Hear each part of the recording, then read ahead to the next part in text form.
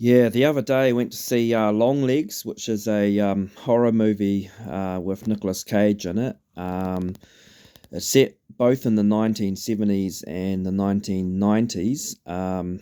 Starts off with a kind of like a frame of a photograph. It's quite small on the screen, and it has a white house and a 10-year-old girl in there, and there's some kind of weird stuff with this visitor to the property, which is this mysterious figure which we know as Longlegs later on, and then it goes to the present day, being in the 1990s, where the same character, the girl's now grown up and she's playing a new FBI agent, and it's kind of a weird film. So there's a serial killer known as Longlegs, and he does serial killings on a certain date each time, and one of the victims is a girl whose birthday falls on a day like the 14th, for example.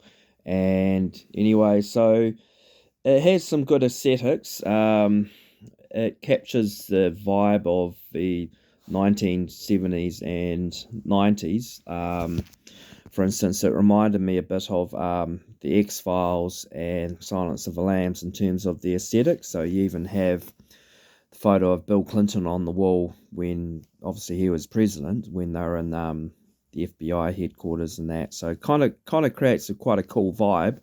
In terms of the horror, yeah, it has a lot of interesting themes, some occultic themes, where she kind of figures out there's a kind of a pattern based on the dates and that, and she draws this triangle. So you kind of think, okay, there's going to be some kind of mystical, occult type stuff that you get in a lot of horror movies, like that you got in the early 2000s, and it doesn't really kind of go anywhere with it.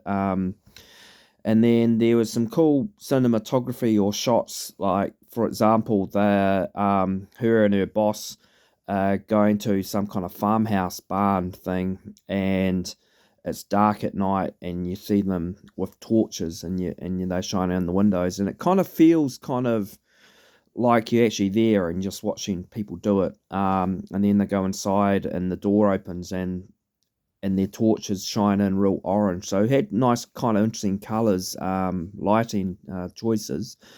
But in terms of plot, it has a lot of elements that it tries to introduce and just doesn't quite kind of nail it. It's like it's disconnected somehow. Just kind of doesn't really kind of hit the mark. So, and then it puts them back in the drawer, so to speak, and then moves on to the next thing, and then at the end, there's a big plot reveal, which is kind of cliched, kind of similar to a lot of films that you got in the 2000s, like Skeleton Key, etc., horror films. And it's this big reveal, and I was watching, I was thinking, oh, okay, it's clever, but I was thinking when they were doing the plot reveal, I was thinking of a better way to do it. Say, David Lynch could have, if he'd done it, it would have been like a psychological thing where it got turned on its head and she was the one who was probably killing them all or something like that. Just giving an example. Try not to reveal any spoilers in the review, but it's an interesting film.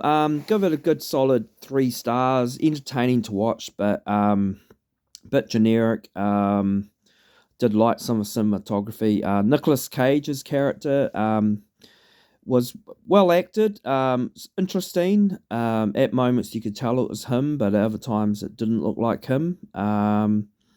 Yeah, so check it out if you like a horror film. It's got a kind of an independent cinema type vibe.